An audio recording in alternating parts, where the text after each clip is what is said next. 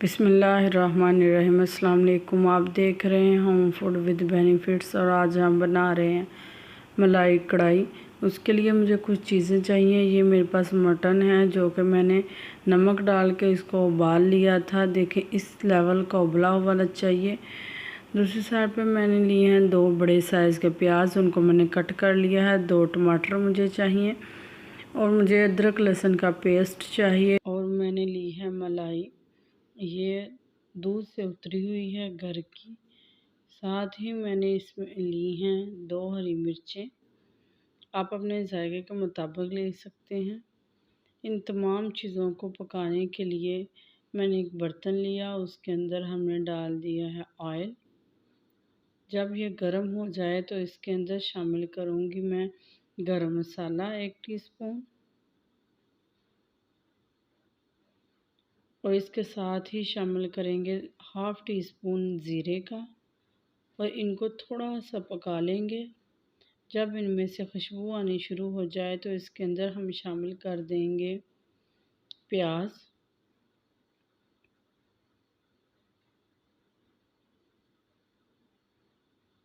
प्याज को अच्छी तरह मिक्स करके तब तक पकाएंगे जब तक हमारा प्याज फ्राई नहीं हो जाता। इसके साथ ही मैं शामिल करूँगी इसमें कड़ी पत्ते। कड़ी पत्ते बहुत ही अच्छे हैं बालों के लिए, स्किन के लिए। जिन लोगों के बाल गिरते हैं और बहुत जल्दी सफ़ेद हो जाते हैं वो कड़ी पत्ते का इस्तेमाल ज़रूर करें। दूसरी साइड पे मैं ले रही हूँ टमाटर, इनको मैंने कट कर लिया है रफली इस तरीके से। आप टमाटरों की मिकदार कम या ज़्यादा भी कर सकते हैं। अब हरी मिर्चों को इस तरीके से हम कट कर लेंगे।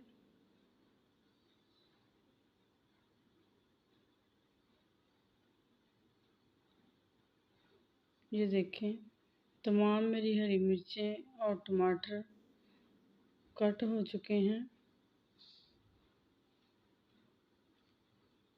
दूसरी साइड पे देखें जो प्याज था ये ब्राउन हो चुका है। आपने ज़्यादा ब्राउन नहीं करना, अगर ज़्यादा ब्राउन करेंगे तो सालन कड़वा बनेगा।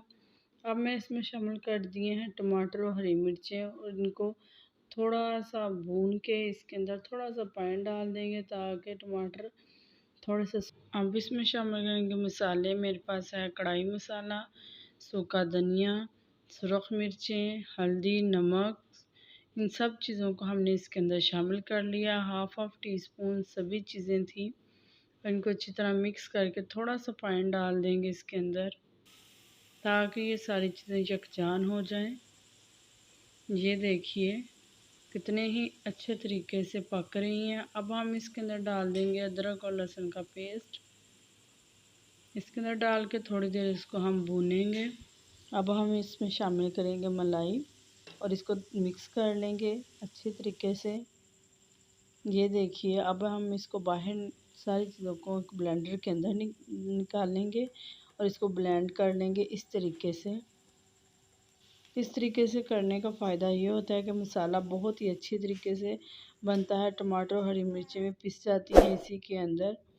अब मैं इसके अंदर शामिल कर रही हूँ गोश्त को यखनी के समेत और इसको पकने के लिए हमने थोड़ी देर रख दिया है। थोड़ी देर पकने के लिए इसके ऊपर मैं ढक्कन दे रही हूँ। यह है मेरे पास 3 नींबू। इस तरीके से हाथों की मदद से थोड़ा सा आप इसको दबाएंगे तो इनका सारा रस बाहर निकल आएगा। इस तरीके से दरमियान से 2 हिस्से करेंगे और इसका रस बाहर निकाल लेंगे। जितना भी रस होगा अब इसका बाहर आ जाएगा।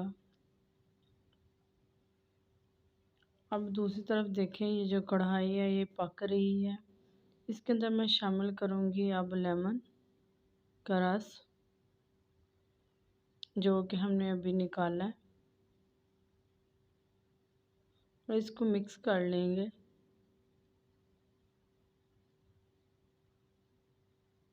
ये खाने में बहुत ही मज़े की है और इसकी शक्ल देखें कितनी ही प्यारी लग रही है। जितनी ये देखने में अच्छी लग रही है उससे कहीं ज़्यादा ये खाने में इसका मज़ा आएगा।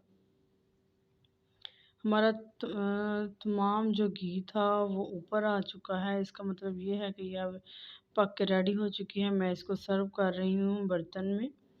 ये देखिए, आप इसमें ग्रेवी भी रख सकते हैं, इसे खुश्क भी पका सकते हैं, जिस तरीके से आपको अच्छी लगे। प्लीज़ मेरे इस चैनल को सब्सक्राइब कीजिए, अपने दोस्त रिश्तेदारों के साथ शेयर कीजिए। इंशाल्लाह फिर नेक्स्ट वीडियो में मिलेंगे। ओके, अल्लाह हाफिज़।